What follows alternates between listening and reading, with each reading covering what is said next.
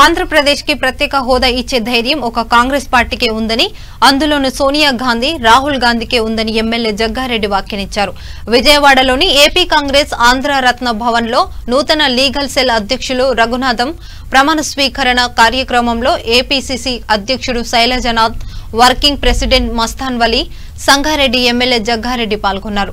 Legal cell అధ్యక్షుడిగా ప్రమాణ స్వీకారం చేసిన వి రంగనాథుడికి జగ్గారెడ్డి శుభాకాంక్షలు తెలిపారు.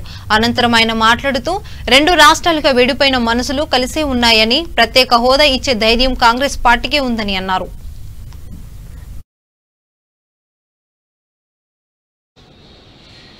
మళ్ళీ ఆంధ్రప్రదేశ్లో పూర్వభాగం వస్తుంది కాంగ్రెస్కి అనే దాంట్లో నేను చాలా విశ్వాసంతో నమ్మకంతో అసలు నేను కార్యాలయంలో రాగానే నేను చాలా ఇంప్రెస్ అయినా. నేను ప్రెసిడెంట్ సార్ చెప్పిన మస్తాన్ అసలు నేను కొన్ని గంటల ఇక్కడికి జరగదలుచుకోలేదు, ఇంట్లో కూర్చున్నాను అంతా. అసలు నాకు చాలా అంత హ్యాపీగా ఫీల్ అయ్యాను. అంటే విజయవాడలో మనకు ఇక్కడ కాంగ్రెస్ పార్టీ కార్యాలయము, ఇందిరాభవనం, ఇంతమంది ఆంధ్ర రత్నం భవనం, ఆంధ్రరత్న భవనం అనేది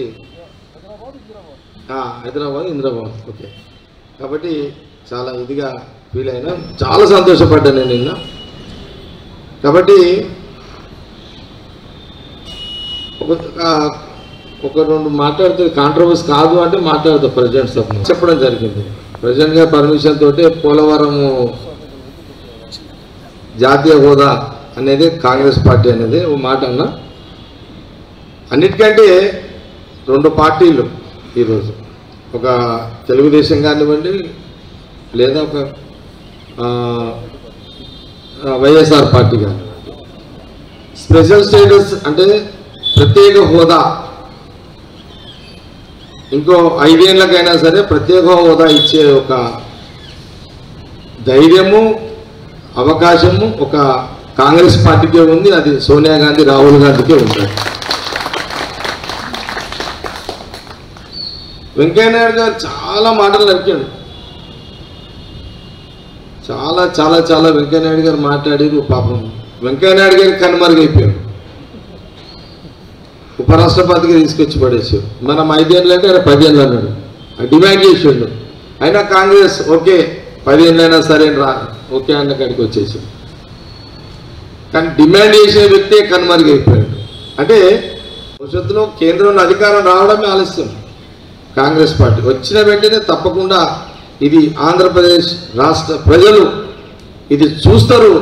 గర్వంగా కాంగ్రెస్ పార్టీ ఆంధ్రప్రదేశ్ ప్రతి కార్యకర్త గుండె మీద చేసుకొని బలంగా మేము ఇచ్చినాము, చెప్పినాము, తెచ్చినాము, ఇచ్చినాము అని చెప్పే రోజు తప్పకుండా మీకు వస్తుంది అనేది నేను విశ్వాసంగా తెలియజేస్తున్నాను.